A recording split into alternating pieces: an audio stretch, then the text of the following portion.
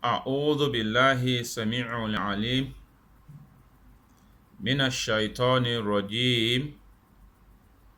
بسم الله الرحمن الرحيم. إن الحمد لله أحمده وأشكره وأستعينه وأعوذ بالله من شرور أنفسنا ومن سيئات أعمالنا وأشهد أن لا إله إلا الله وحده لا شريك له وأشهد أن سيدنا محمدا عبد الله ورسوله. اللهم صل على سيدنا محمد وعلى أهل سيدنا محمد كما صليت على سيدنا إبراهيم وعلى أهل سيدنا إبراهيم. اللهم بارك على سيدنا محمد وعلى أهل سيدنا محمد كما باركت على سيدنا إبراهيم وعلى أهل سيدنا إبراهيم. اللهم ارحم سيدنا محمدا وعلى سيدنا محمد كما رحمت سيدنا إبراهيم وعلى آل سيدنا إبراهيم في العالمين إنك حميد مجيد. ثم أما بعد. adúpẹ́ fún Ọlọ́run Ọba, atọrọ ìkẹ́ àtìgẹ̀ fún aláyé lọ́run, aṣíwájú gbogbo ẹ̀dá, ànábì wa Muhammadu sallallahu alayhi wa sallam. Ọlọ́run bá ní ṣe ìkẹ́ àtìgẹ̀ fún ànábì Muhammad àtàwọn ará ilé rẹ̀ àtàwọn sọ̀hábà rẹ̀ àti gbogbo àwọn tí wọ́n fi dáadáa tẹ̀lé títí di ọjọ́ ńgbèdè àlùkìyámà. A kí gbogbo wa o, a kí gbogbo mùsùlùmí lọ́kùnrin lóbìnrin lọ́mọdé lágbà jákèjádò orílẹ̀-èdè gbogbo àgbáláyé. A kí wa wípé a kú ìdágbére fún Ramadana díẹ̀díẹ̀, a sì kú múra ọdún. Ọlọ́run má ṣe jẹ́ kó bá gbogbo wa láyọ̀ àti àlàáfíà ara. Ramadan ó ń tán lọ díẹ̀díẹ̀. Ok, mo rí pé inú gbogbo wa ń dùn pé à ń bọ́ nínú oṣù yìí lọ díẹ̀díẹ̀, àbí bẹ́ẹ̀ kọ́? Inú rẹ̀ ń dùn wípé Ramadan ń tán, inú tèmi náà ń dùn pé Ramadan ń tán, àbí bẹ́ẹ̀ kọ́ ni? Ó tọ́ ká dùnnú, bẹ́ẹ̀ ni, ó tọ́ ká dùnnú. Ok, èyí tí a fẹ́ bára wa sọ lénìí, èyí tá a fẹ́ jọ gbéyẹ̀wò, bí mo ṣe rò ó lọ́dọ̀ mi, ó lè rí bẹ́ẹ̀ lọ́dọ̀ tiẹ̀ náà, ó sì lè má rí bẹ́ẹ̀. Bó bá tilẹ̀ wù kó rí, ẹ jẹ́ ká jọ wò, ẹ máa bá mi ká lọ. Inú Al-Quran Karim, Ọlọ́run Ọba ní Bismillahir Rahmanir Rahim,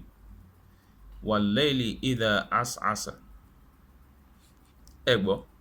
kí ni mo pè é? Wal-layli idha as'asa. Ẹ mọ̀ túmọ̀ rẹ̀? Wal-layli idha as'asa, nígbà tí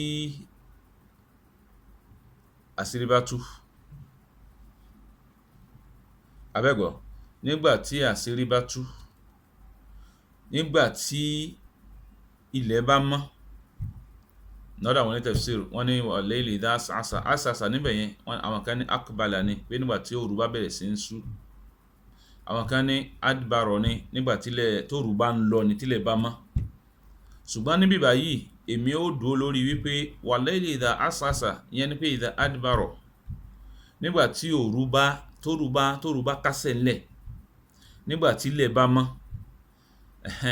Ibi tèmi fẹ́ lò nìyẹn. Idha adbara laylu, nígbà tí ilẹ̀ bá mọ́, kí ni ó ṣẹlẹ̀? Àṣírí ó padà tú ni, ìní túmọ̀ rẹ̀. Sọ pé lóru èèyàn máa ń ṣe, òru lèèyàn tí máa ń ṣe gbogbo nǹkan. Gbogbo tí èèyàn bá ń ṣe lóru, àṣírí máa ń bò lóru. Àbí bẹ́ẹ̀ kọ́? Àṣírí máa ń bò nínú òru. Ṣùgbọ́n nígbà tí ilẹ̀ bá mọ́, ilẹ̀ ó wá mọ́ kodoro pé ní Yorùbá fi sọ pé àṣèyàn ló lè. Ẹ rí pé eléégún nígbà tó bá gbẹ́kúrú, ní mọ̀ ta ní bẹ lábẹ́ ẹ̀kú,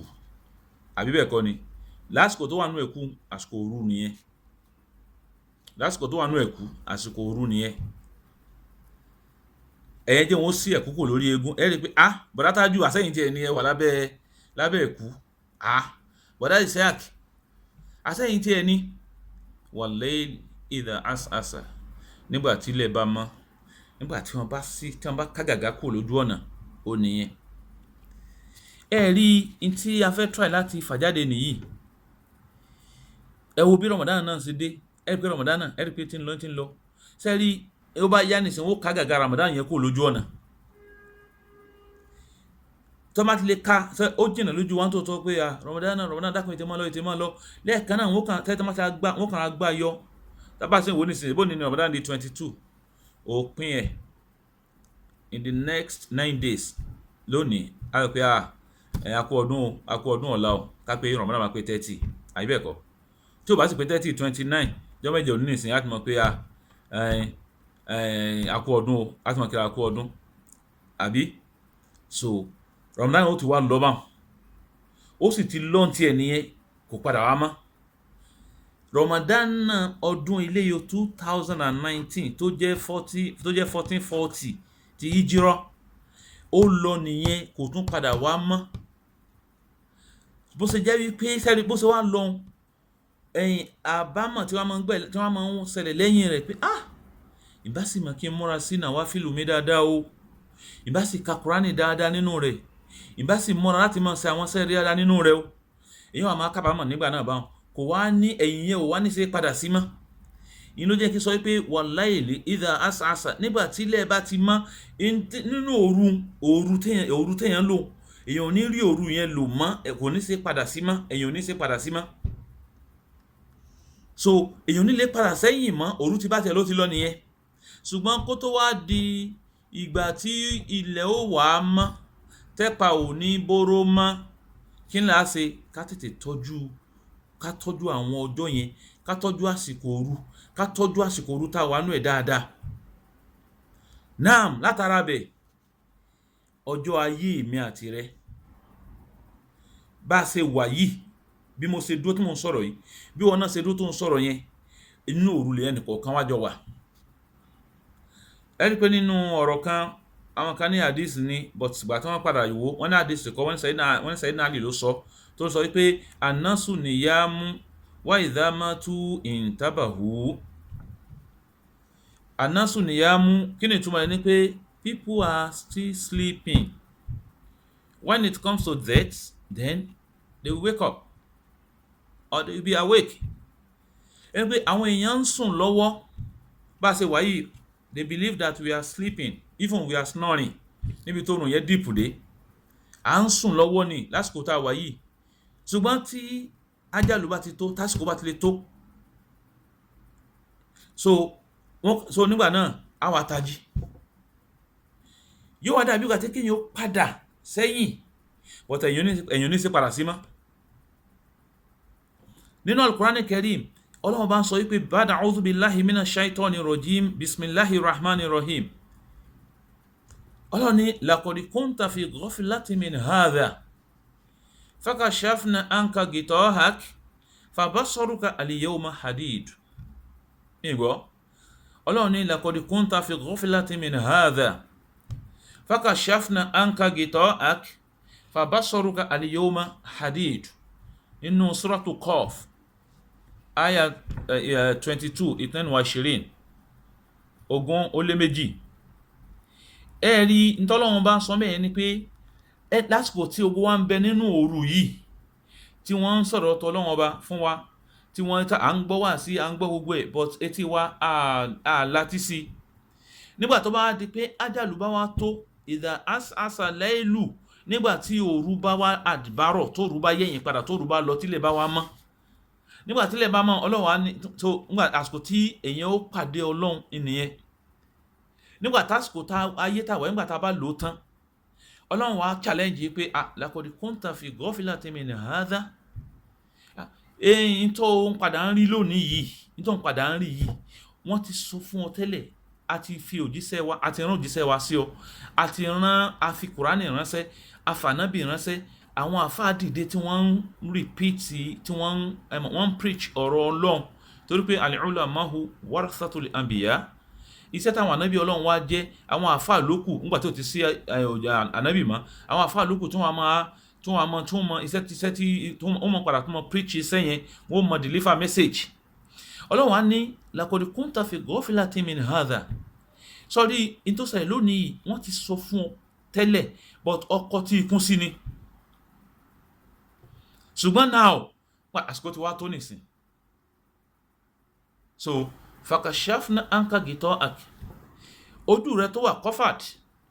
àwa remove covered yẹn kó ńbẹ̀ cover yẹn a remove ẹ̀ kó ńbẹ̀ ó wá rí òdodo fabasaruka al-yawm hadid ojú rẹ ń àti ṣe ziyada kú wà fojú rẹ ń sọrí tẹ́lẹ̀ your eyes was prevented from being seen, reality, the real one. Reality, okay, ntọ́lọ́ ní bí ó ṣe ṣẹlẹ̀ alùkìyámà tá à ń wí ni. Gbogbo ohun tí Ọlọ́run ọba sọ nínú Al-Qur'ani pátá, Ọlọ́run sọ òdodo ni, irọ́ ò sí ńbẹ̀. Wọ́n ti wá ṣàlàyé, a ti ṣàlàyé fún ọ pé iná wà, ṣe dáadáa, tọrẹ, oore tọ́lọ́run bá fún ọ, ṣe fọ́mọlàkejì, tọrẹ, sọ̀rọ̀ rẹ̀, kírun, gbààwẹ̀. Yọ zakat tó bá lówó lọ́wọ́ lọ sí hajj kìí ṣe hajj ṣe àrí mi o hajj tí ó jẹ́ ìbáadà sẹ́yìn pé lónìí ṣe àrí mi riyah ló pọ̀ láti sọ̀rọ̀ nípa riyah síwájú so ṣe àrí mi ẹlòmíì gbogbo tó jẹ́ nǹkan ìbáadà tó jẹ́ nǹkan ìjọsìn tó yẹ kó jẹ́ bayna ibadu wa rabbihim lónìí a ti sọ di ṣe kárí mi àkáyé orí mi káyé orí mi káyé orí mi ni ló pọ̀ jù lónìí láti sọ pé ọ̀pọ̀lọpọ̀ míì ó padà wà disappointed níwájú Ọlọ́run nítorí kíni based on their intentions tí wọ́n fi ṣe so ká má tó padà síbẹ̀ yẹn níta ń tọ́ ẹ̀ sọ ni pé tó bá ti wá dásìkò yẹn Ọlọ́run wà ní laqad kunta fi ghaflatin min hadha ó ṣe ọkọ̀ tí ikún sí àwọn ìkìlọ̀ yìí ni wọ́n ti ṣàlàyé fún ọ tẹ́lẹ̀ fabasaruka al-yawma hadid ó ní fakashafna anka gita'ak wọ́n wá sí kọ́fà ojú rẹ lónìí ọwá rí kedere torí pé nígbà tí àsìkò ọmọ ẹ̀dá bá ti tó fẹ́ kúrò láyé so táwọn tí màlẹ́kà ikú tọ́lọ́run yàn ti wá tọ́lọ́run ti yàn màlẹ́kà tí ó pa wá ó ti yàn ti mi àti ẹ̀ báwọn àwálà kan láàrò pé bí a máa gbélé ayé lọ bí mi pẹ̀lú ẹ̀ ṣe wa Ọlọ́run ti parí everything so àsìkò tá a lọ ó ti wà programmed ó ti wà planned Ramadan ọdún yìí ní ìsinmi àti wà yìí kò sí gbogbo ẹni tó witness Ramadan ọdún yìí ní ó witness Ramadan tó ń bọ̀ for sure ìnìyẹn owó kan máa bẹ lọ ni Ọlọ́run wò má ṣe Ramadan ilé ní àṣemọ fún wa jẹ́ ká ṣe ọ̀pọ̀lọpọ̀ Ramadan láyé àbí bá ṣe máa wí náà nìyẹn bí a ṣe ń ṣàdúrà yẹn yes bá ṣe máa bẹ lọ náà nìyẹn but ṣe mọ̀ pé n tó sure ni wípé either we like it or not Ramadan kan sá tiẹ̀ padà dé tí ò ní dé báyìí láyé àbí bẹ́ẹ̀ kọ́ ni kódà kéèyàn ó dàgbà kó dògbó bá ṣe wà yìí gbogbo ẹni tí ń bẹ láyé lónìí ṣe mọ̀ pé 20th century la wà yìí gbogbo ẹni tó wà láyé lónìí 23 century ẹ jẹ́ kí n bú báyẹn ká pé in the next 300 years a lè sí láyé mọ́ ẹni tó bá sì mọ̀ pé òun bá lè wà láyé ńgbà náà kó nawọ́ sókè kó sọ fáyé bó wà láyé ńgbà náà gan òun gan kò yóò wà láyé kò ní bí aláìsí ń bẹ̀ mọ́ ni torí pé gbogbo nǹkan tó wà lára rẹ̀ kò ní relevant mọ́ 300 years ó dẹ̀ ti pọ̀ jù even láyé tá a wà ń sìn tí a máa lọ 100 years láyé tá a wà yìí ẹ wo bá a ṣe ń rí àwa ò ní chance wọn ò fáwọn ní chance ká pẹ́ láyé lọ títí àwọn kan ti wá tán ti lo 950 tán ti lo 1000 wọ́n lo 350 wọ́n lo gíní ṣùgbọ́n èyí táwa wà yìí gbogbo àwa tá a jẹ́ àlùmọ̀ ànábì yìí ọjọ́ orí tiwa kò dàbí àwọn tìyẹn mọ́ ẹ já gbogbo àwọn tó wà láyé sẹ́ẹ̀dì pé view ló ń kọjá bí 100 so tó bá ti wá di time tásìkò yẹn bá ti wá tó nígbà tí gbogbo àtẹ́mọ́sá kọ fún wa nígbà tó bá ti pé nígbà tó bá ti wá lè pé nígbà náà wọ́n wá sí gàgá kù lójú wa gbogbo tẹ̀mù pé wọ́n kọ́fà ojú wa ní tẹ́lẹ̀ wọn ò já rí náà rí ogbó kìíní yẹn ṣùgbọ́n lásìkò wa náà tí kìíní ẹ̀ bá ti tó lásìkò ẹ̀ bá ti tó gbà wọ́n kọ́fà ojú wa àwọn àmọ́ rí gbogbo ẹ̀ kedere ṣùgbọ́n lásìkò tí wọ́n ti hàn kọ́fà ojú tá a ti rí reality yẹn wọ́n ti block wa níbí báyìí láyé tá a wà àyàn ò ní lè padà sáyé mọ́ nígbà náà ní moment yẹn kò sí chance àti padà sẹ́yìn mọ́ lásìkò yẹn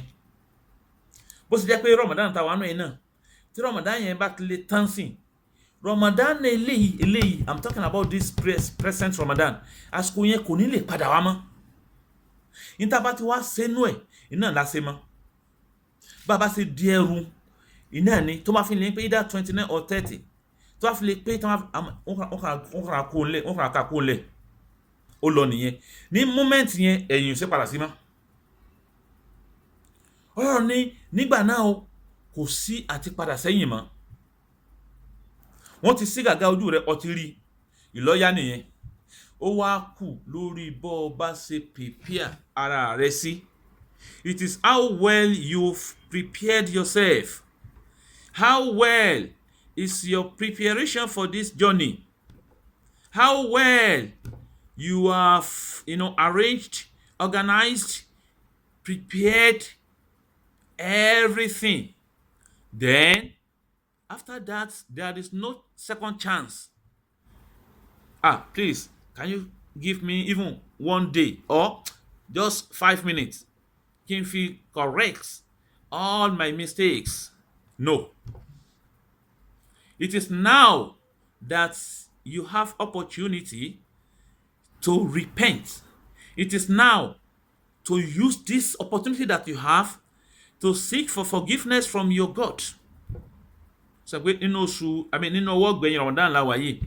tánàbí ní ká máa sọ wípé Allahumma innaka afuwun tuhibbul afwa fa'fu anni. Allahumma innaka afuwun tuhibbul afwa fa'fu anni.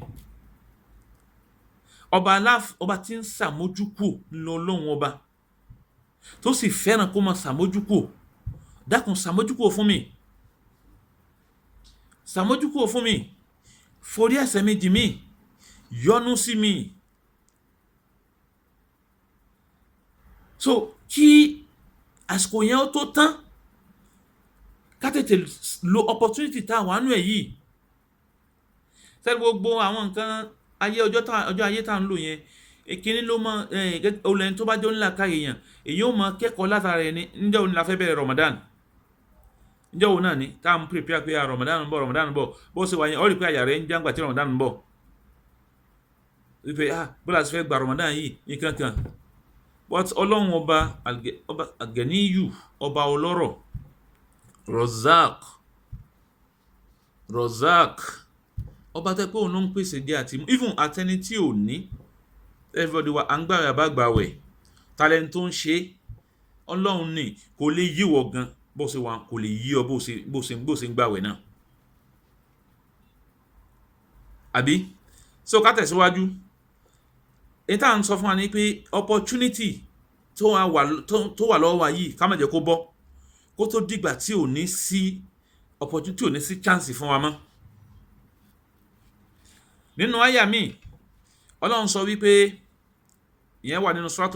suratul Waqi'a ọlọ́run sọ wípé falawla idha balagatil hulqum wa antum hina idhin tanzurun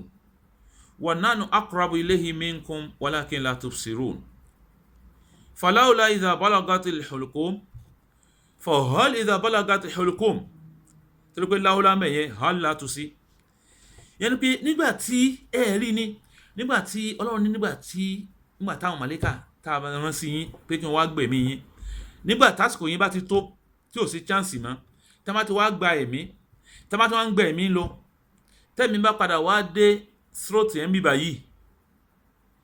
so nígbà tẹ́mi bá padà gbá àmì nígbà tẹ́mi bá dé nígbà tá má gbẹ̀mí lọ tó bá dé bíbà yìí wọ́n ní wọ́n wá dẹ́mi dóńgbà náà so lásìkò bá yẹn dying person ẹ máa rí tí ó máa ṣe àwọn harakat àwọn ìṣesí kan ọlọ́run ní wa antum hina idhin tanzurun gbogbo ẹ̀yin tẹ́ wà surrounding rẹ̀ tẹ́ wà nígbà náà ẹ kàn máa wò ní ẹ máa wò bọ̀ wa nahnu aqrabu ilayhi minkum walakin la tubsirun. Àwa Ọlọ́run ọba ńlá súnmọ́ ẹni tí ń kú lọ́wọ́lọ́wọ́ yẹn nígbà náà. Àwọn màláíkà wa tá a rán sí pé kó lọ gbẹ̀mí wa, àwọn ni ó máa rí nígbà náà, torí pé kí ni fakashafna anka gita'ak fabasaruka al-yawma hadid. Nígbà náà yóò lè rí, nígbà náà ojú yẹn, nígbà náà wọ́n ti ṣí kọ́fà ojú ẹ̀ kó, yóò máa rí àwọn màláíkà yẹn. Yóò rí màláíkà ní fètètè tí ó rí àwọn ní 1-to-1 nígbà náà. Ọlọ́run ni wa antum hina idhin tanzurun, ẹ̀yin yóò kàn wà ń bẹ̀, ẹ máa wo ogun tí ń ṣe, but àwọn màláíkà wà ńgbà náà ẹ̀yin ò lè rí wọn, ẹ kàn máa wò bọ̀ ni, torójú yín sì wà kọ́fà dì nígbà náà, torí pé ikú ò tí kàn yín. Ohun tó fẹ́ kú la sí kọ́fà ojú ẹ̀ fún, òun ní rí àwọn màláíkà. wa nahnu aqrabu ilayhi minkum walakin la tubsirun. Àwa Ọlọ́run la súnmọ́ jù nígbà yẹn, torí pé but ẹ̀yin ò lè mọ̀. Ọlọ́run ní falawla idha balagatil hulqum wa antum hina idhin tanzurun wa nahnu aqrabu ilayhi minkum walakin la tubsirun. Then when do you not intervene when the soul of a dying person reaches the throat and you at that moment are looking on? You will only just look at him. What is happening to him at that moment, you know not. You will not know. But we, Ọlọ́run ní sọ̀rọ̀ yẹn o, our angels who take the soul are nearer to him than you, but you see not. Torí pé ojú rẹ ò lè rí nígbà náà. Wọn àti sí kashfu, wọn ò tí sí gàgà ojú tiẹ̀ nígbà náà. Tí wọ́n bá sí gàgà ojú tiẹ̀, wọ́n náà dẹni tí ó kò láyé níjọ́ náà nìyẹn. Tó bá fi lè mú orí malakul maut, níjọ́ tí ẹ̀dá bá fi lè fojú kan màláíkà kú, ẹni yóò ní dó láyé mọ́jọ́ náà, ìlọ yá nìyẹn. Yóò padà ṣẹlẹ̀ o, yóò ṣẹlẹ̀ sí mi, yóò ṣẹlẹ̀ sí ọ, yóò ṣẹlẹ̀ sẹ́ni kọ̀ọ̀kan, torí pé wal-layli idha as'as, nígbà tí ilẹ̀ bá mọ́,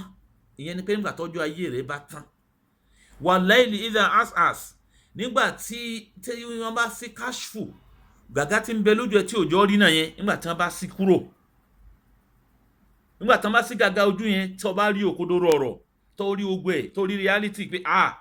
àṣẹ tí wọ́n ń wí nì. So nígbà náà ó rí màláíkà kú,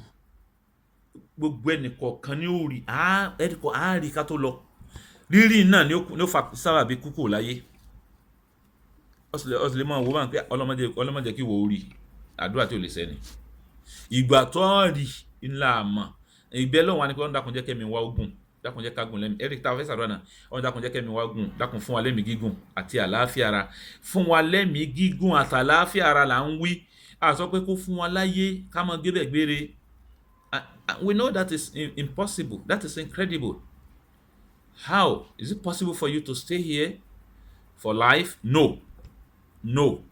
You cannot stay here for life.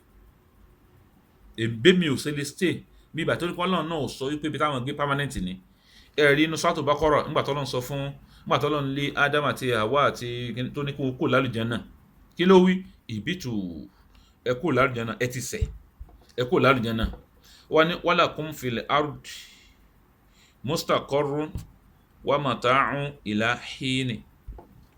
Ẹ kúrò nínú àlùjánnà, ẹ máa lọ orí ilẹ̀. Orí ilẹ̀ tẹ́ wá ń lọ, ibi tẹ́ máa gbé mustaqarr, ibi tẹ́ máa gbé ó wà ń bẹ̀, ibi tẹ́ máa gbé. Bẹ́ẹ̀ sì máa gbé bẹ̀, Ọlọ́run ti plan everything. Náà ni à ń kọ́lé, à ń ṣe gbẹ̀ lónìí. Wa mata'un ila hin. Àti gbádùn, àwọn ìgbádùn kan tẹ́ máa gbádùn ń bẹ̀. Gbogbo àwọn gbádùn tá ń gbádùn láyé, ṣùgbọ́n kí wọ́n ní ila hin títí di àsìkò kan. Àsìkò náà ni end. Ẹ rí pé kò sí gbogbo nǹkan láyé, ẹ rí pé máa ń padà ń tán náà ni. Kò sí tí ò ní end. Both ní tí máa ṣẹlẹ̀ láyé, ṣàkí positive and negative náà ni máa ṣẹlẹ̀ láyé. Ayé gangan fúnra ẹ̀ positive and negative náà ni. Gbogbo positives and negatives tó wà láyé, wọ́n máa ń padà dé end náà ni, yóò padà dé end. Kò sí tí ń bẹnu ayé tí ò dé end. Ebi jẹ́ ọ̀nà lábẹ́rẹ́ Ramadan, àbí? So it comes to the end. It ń lọ, òní ni 22 àbí 22nd of Ramadan ẹ ń bọ̀ náà nìyẹn ẹ pé yóò tán bá yóò sì lọ grab it opportunity má jẹ́ kó bọ́ ọmọ lọ́wọ́ lọ́lọ́ fi sọ pé ní falawla idha balagatil hulqum wa antum hina idhin tanzurun wa nahnu aqrabu ilayhi minkum walakin la tubsirun tó bá ti dásìkò yẹn àwọn Ọlọ́run bá la súnmọ́ ẹ̀yin kọ́ kò rí yín mọ́ nígbà náà bó bá ti wá di ẹrù ẹ̀ sí ló wá kù bó ṣe bá ṣe di ẹrù rẹ̀ sí ló kù tí lọ bá. It's just like when someone want to travel. So how well you prepared yourself in ó kù níbi lọ kù tó lọ máa bá níbi traveling tó ń lọ. Ro bá wa ṣe wà yìí nígbà míì tí àwọn fẹ́ gbéra kúrò níbi tí yẹn wà tá a bá ń lọ sí ìlú mi tó bá ti ń prepare ó prepare dáadáa ó prepare dáadáa ó tásìkò traveling máa ti tó gbéra ọ̀yà ó di mọ̀tọ́r ó lọ sí airport nìyẹn tó bá ti lè gbé báàgì ẹ̀ kó nu lé tó bó ṣe kó nu lé ó rí pé wọ́n wé fún ọ pé ó dàbọ̀ ó sọgbọ̀n túmọ̀ rẹ̀ yẹn pé ó di ààbọ̀ you are no more a complete person àbí so you are no more a complete person you are not completed so nítòkù nìyẹn òyìn dàbọ̀ nìyẹn bó bá ti wọ́n lọ lórí ìrìn àjò lórí journey lọ́wọ́ àmọ́ rí wípé so nígbà míì for example tí a máa gbà nílé ọbọ̀ lè bọ́ sínú fíríjì ẹ wàá gbé omi wàá máa mú easily onídìkan báyìí easily àbí bẹ́ẹ̀ kọ́ ni so tó bá ti lè gbéra kún wọ́n lọ sí airport tó bá dé airport omi tó mú easily nínú ilé yẹn ó rí pé tó bá dé airport ó rí pé kò ní rí bẹ́ẹ̀ mọ́ apẹ́lá kò júwèé ní sí láyé agboolé láyé sọ̀rọ̀ níbi tó wà tá máa ń ta bí omi bottle water for example ọkọ̀ máa ta ní bóyá bí wọ́n ta ní bí 10 naira for example tó bá dé airport wọ́n lè pè fún ọ ní 100 naira wọ́n lè pè fún ọ ní 200 naira ó wà first láti rà torí pé níbẹ̀ yẹn ọ̀rá kọ́ sí mọ́ àjàjà tó bá gbéra tó bá lọ sínú tó bá dé sínú iná ọba wọnú plane sọ pé nígbà tó wọnú plane yẹn tí wọ́n ti lè tilẹ̀kùn gbà tí plane gbéra tó bá fi lè mú kásẹ̀ ńlẹ̀ nígbà náà omi tó bá wù wọn ni wọ́n fún ọ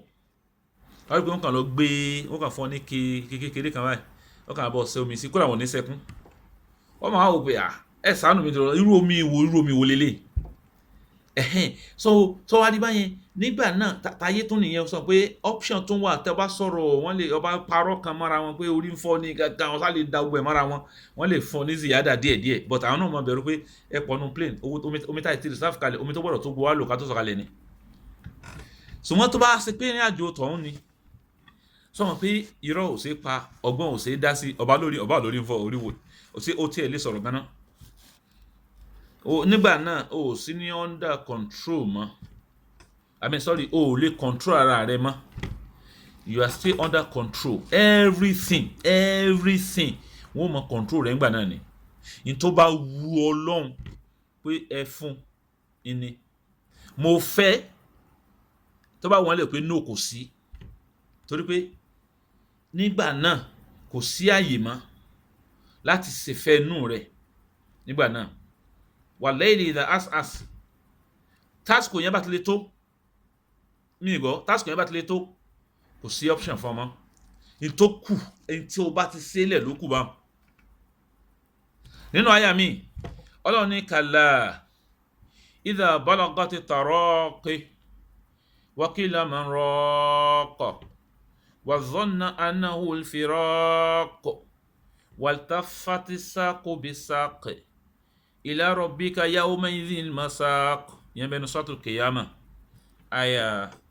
26 Ọlọ́run ní kàlà idha balagati taraqi wa qila man raqa wa dhanna annahu al-firaq waltaffati saqu bisaq la ilaha illallah ila rabbika yawma idhin masaq wallayli idha as'as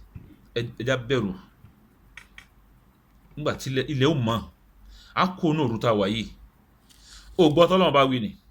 Ọlọ́run ní kàlà idha balagati taraqi wa qila man raqa Ọlọ́run ní kàlà nay when the soul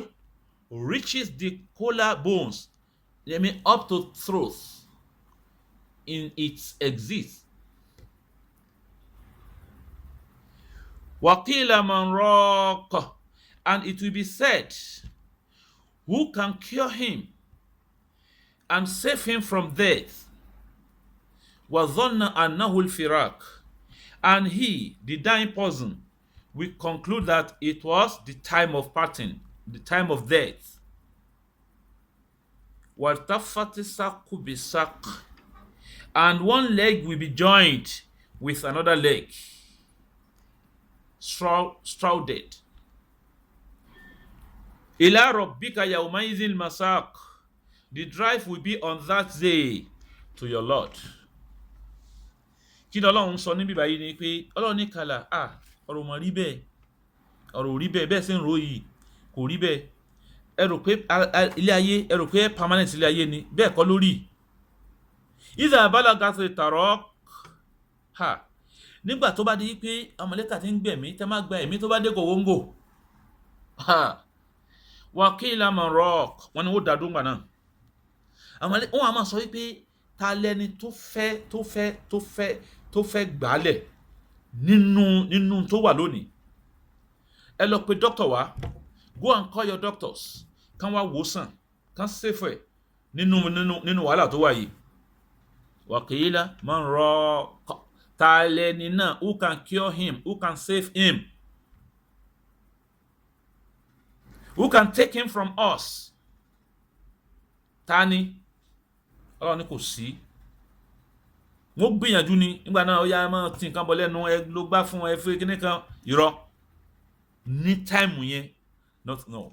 whatever, kò sí basile, kò sí tẹ́lẹ̀ lóńgbà náà, kò ní ṣiṣẹ́ mọ́. Wa dhanna annahu firaq, wa indahu ilmul yaqin, yẹn ni dying person, ẹni tó ń kú lọ́wọ́ yẹn, nígbà náà ó ti mọ̀, irọ́ àsìkò yìí ló tó, àwọn màlẹ́kà ló wà wájú ẹ̀, ó ti rí wọn, ikú ni, àsìkò fìràkù ló tẹ̀lé yìí, àsìkò tí a pé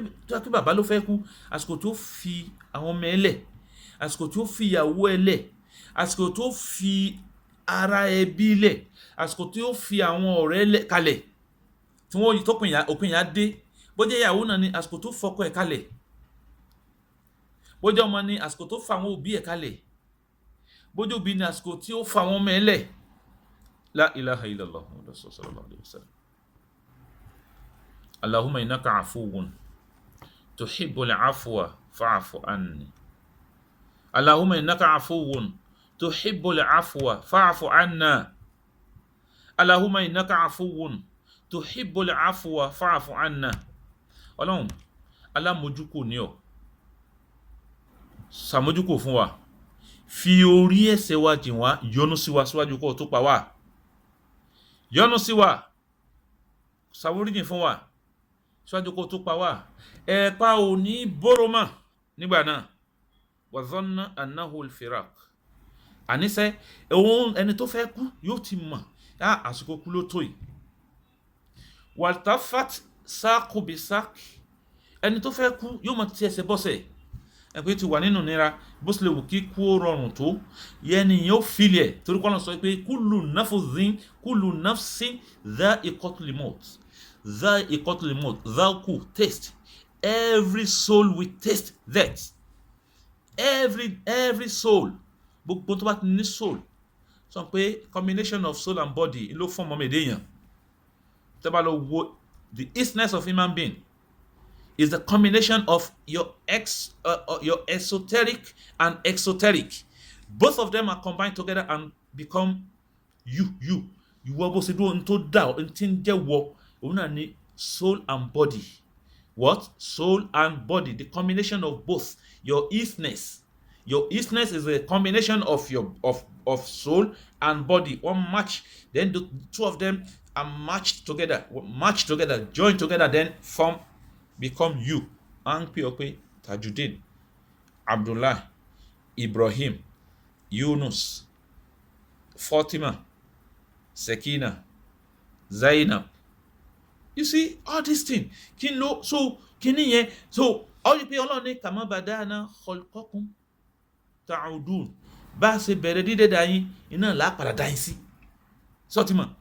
níbẹ̀ yẹn Ọlọ́run ní waltafati saqu bisaq, ohun tó fẹ́ kú mọ́ kẹsẹ̀ bọ́sẹ̀ torí pé nígbà náà wọ́n fẹ́ separate bó ṣe jẹ́ pé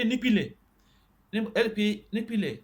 àpè tòrọ́ọ̀bù lọ́lọ́run kọ́ fi kágbé látọ̀dà níbi Ádámà ẹ̀rí pé èèpẹ̀ lọ́lọ́run kọ́ dá wọ́n mọ èèpẹ̀ complete ó dúró bá lẹ́yìn náà náà sẹ̀ wá fi rúhù wọ́n sì wá sẹ́ndì rúhù sí ìgbà tí rúhù dénú èèpẹ̀ tán mọ́ kalẹ̀ ń ló change ló wá fọ́ọ̀mù Ádámà ló fi wá ń di Ádámà ló sì jẹ́ pé gbogbo wa náà ni Ádámà èmi Ádámà ìwọ Ádámà torí pé aṣlù gbogbo wa Ádámà ni àbí èmi ń jẹ́ Ádámà ìwọ náà ń jẹ́ Ádámà torí kíni torí pé abuna al-awwal huwa Adam wa Ádámà nìyí alladhi khalaqahu Allahu aw al-makhluqu min hadimil ardi ẹni tá a dá láti ara different kinds of soils pé wọ́n nígbà tí Azraelu fẹ́ lọ bú yẹ̀pẹ̀ ilẹ̀ míì ń ṣe gbogbo ẹ̀ bí ṣe ń gbà ń bú bíbà tó sábà lọ bú gbogbo ẹ̀ ó sábà bú lágídí ó bú lọ tọ́lọ́ fi sọ fún pé kò yarí mọ́ kò bí ọ́ ni ó bẹ̀ mí ṣùgbọ́n àṣẹ tó wá ìwọ lọ́rùn lọ ní kí n lọ bù wá náà lọ́wọ́ sọ pé ẹni bá máa ti lọ àti dé kíníkan ni ó máa ti lọ rẹ̀ ìwọ lọ bù wá bí ó sì máa padà síbẹ̀ náà ìwọ náà lágbèrè lọ́wọ́ ló jẹ́ pé láàrin ìyẹn ìtàn yẹn lè níbi kíní díẹ̀ nínú but ilmuhim wisdom tó wà ń bẹ̀ la fẹ́ lò so kí ni wọ́n á try láti sọ ni pé tó bá ti wá dásìkò tó fẹ́ lọ àsìkò pé Ọlọ́run ní bá a ṣe bẹ̀rẹ̀ dá yín bẹ́ẹ̀ náà láà dá yín padà sí so nígbà tí wọ́n gbé èpè kalẹ̀ wọ́n fẹ̀mí sí lára okay now tá a bá fẹ́ kù náà ló fi fa wíwá sáyé àbí nígbà tá a fẹ́ lọ náà wọ́n á separate sóòlù yẹn kù lára bọ́dì yẹn nítorí jẹ́ ikú náà nìyẹn it's a separation of soul from the body that's it so di pé di pé táwa wọ́n separate bá ló fi jẹ́ pé táwa separate tán ruhu yóò padà sí aslu rẹ̀ tẹ́lẹ̀ náà kullu shay'in yarji'u ila aslihi gbogbo nǹkan náà ló padà sí ìpìlẹ̀ rẹ̀ sóòlù wọn ó padà wọ́n á ti ń ṣe bá àwọn màlẹ́kà ó gba sóòlù yẹn àwọn tó kàn àwọn màlẹ́kà ń bẹ nìyẹn àwọn ó gbé sóòlù yẹn ọni wàtafati sákù bí sákì òkú máa tẹsẹ̀ bọ́sẹ̀ ẹni tó fẹ́ kú yóò máa fẹ́ lọ tàn pọ̀ yóò máa lọ ogun ẹ̀ pọ̀ torí pé wọ́n fẹ́ fa ẹ̀mí yẹn yọ bí wọ́n sọ wá fa yọ ìnira tó wà ń bẹ ó wá depend ṣùgbọ́n sáàkù yẹn anybody ẹnìkọ̀ọ̀kan ni ó tọ̀ wò yóò wá máa varies síra wọn pẹ̀lú àánú Ọlọ́run àti dáadáa tí yẹn bá ṣe tí wọ́n bá ti wá yọ tán tí wọ́n fa ẹ̀mí yẹn yọ kó lára body ila rabbika yawma izin masak nígbà náà kí ló kù ìrìn àjò tó wá kù ní pé ọ̀dọ̀ Ọlọ́run ọba yá ìrìn àjò yẹn ọ̀dọ̀ Ọlọ́run ọba ló kù bá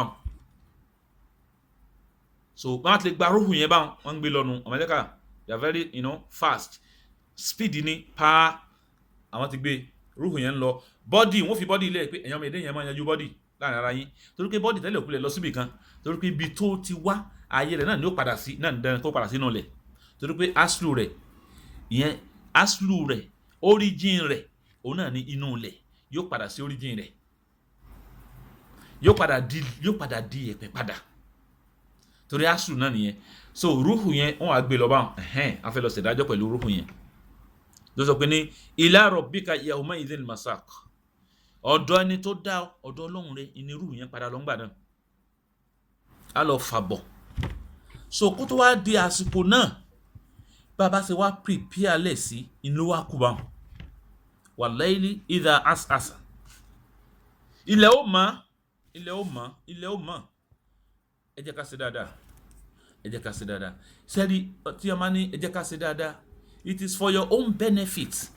àbọ̀wọ̀ for your own benefit for my own benefit tẹ́nìkan máa sọ fún pé ṣe dáadáa ìwọ tó bá ṣe dáadáa ta ló lè san ìwọ ló ní tó o bá dẹ̀ gbọ́ it is for you ọ̀rí man amila saliha fali nafsihi ẹni bá ṣe dáadáa ó ṣe fún ara rẹ̀ fẹ́mi ara rẹ̀ wa man asaha fa alayha ẹni tó bá wá ṣàìdá orí ara rẹ̀ náà ni ó fi rú why wa ma rabbuka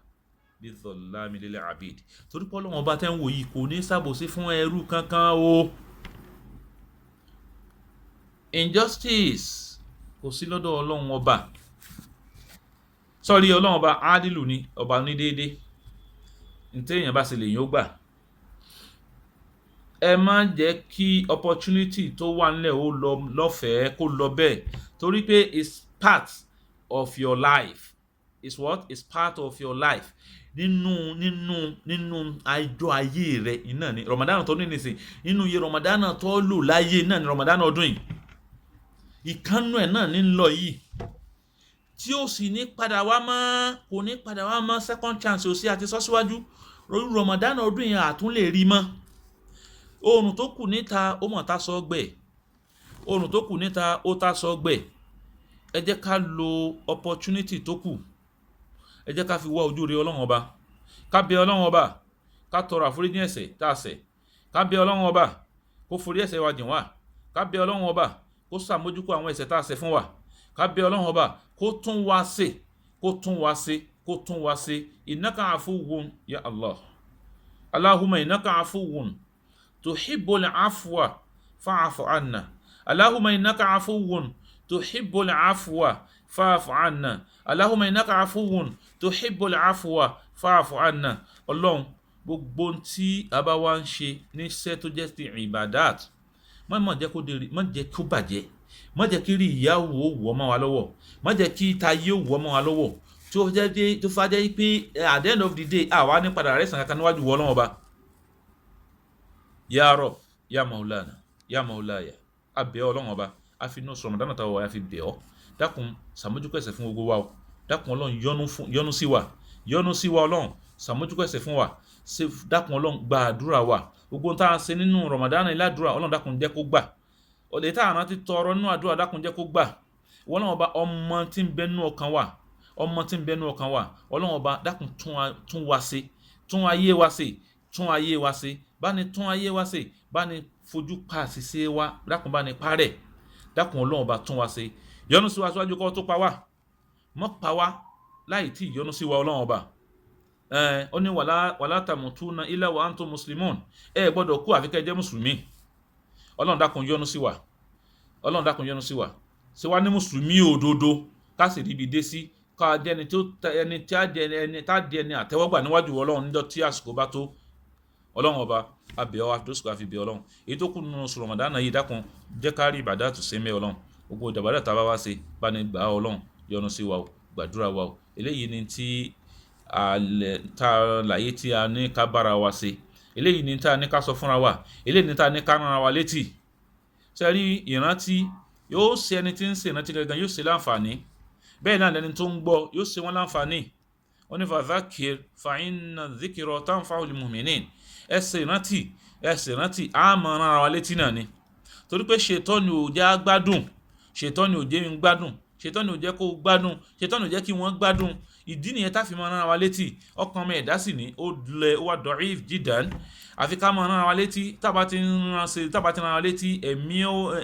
ó máa nígbà míì èèyàn máa ń gbàgbé nǹkan, èèyàn máa ń gbàgbéra, ṣùgbọ́n pẹ̀lú ìrántí tí èèyàn bá gbọ́, àyè yóò tún sọ jí. Ọlọ́run dákun má ṣe jẹ́ kó ṣe wá láǹfààní o, a bẹ̀ Ọlọ́run ọba, dákun jẹ́ kó ṣe wá láǹfààní, a bẹ̀ ọ́ jẹ́ kó ṣe wá láǹfààní, dákun tún wá ṣe, bá tún ayé wa ṣe. Subhana rabbika rabbil izzati amman yasifun, wassalamun ala al-mursalin, walhamdulillahi rabbil alamin. Wassalamu alaikum wa rahmatullahi wa barakatuh.